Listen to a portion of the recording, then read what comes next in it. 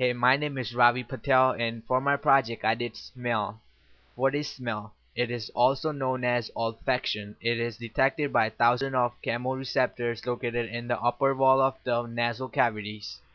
Okay, let's now simplify the definition of smell. Smell is one of the most vital senses that human beings possess.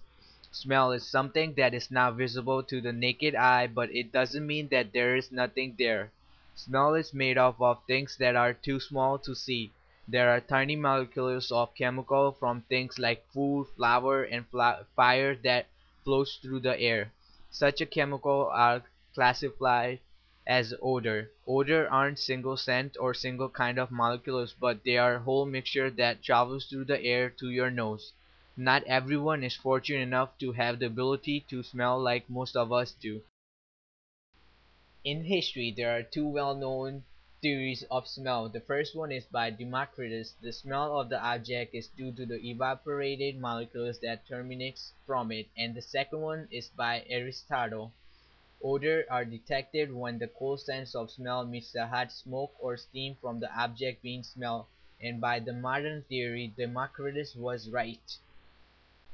Anatomy of the olfactory organs. The receptors of the smell are bunched into a small space higher in the nasal cavities out of the usual pathway of inhaled air. Olfactory receptors are neurons that embedded in mucous membrane. They are supported by columnar epithelial cell that at the end of the free cells are the dendrites called olfactory hairs. At the basal end of the axon of each neuron extend through the cribriform plate of the ethmoid bones and axon are terminated at the olfactory bulb of the brain. Here are some of the disorders of the olfaction: anosmia, lack of ability to smell; dysosmia, things smell differently than they should; hyperemia, abnormal acute sense of smell; parosmia, things smell worse than they should; phantosmia, hallucinated smell, often unpleasant in nature. Use of ability to smell. First one, the wide varieties of species use their sense of smell to locate prey, navigate, recognize, and perhaps communicate.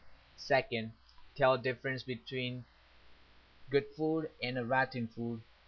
Third, humans use dogs to find lost person, hidden drugs, and explosives.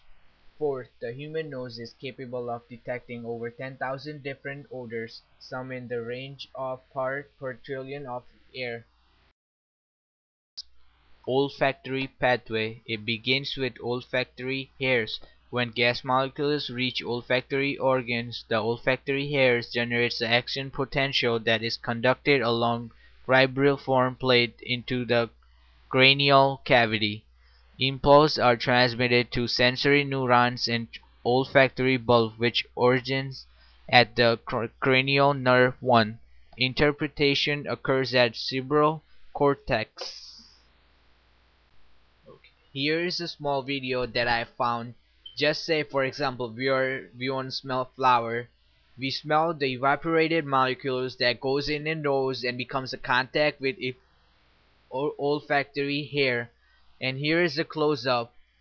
In close up we could see that those small molecules are becoming contact with olfactory hair, and from there it transmits to the brain, and then it takes interpretation, and then that's how we smell different kinds of odor.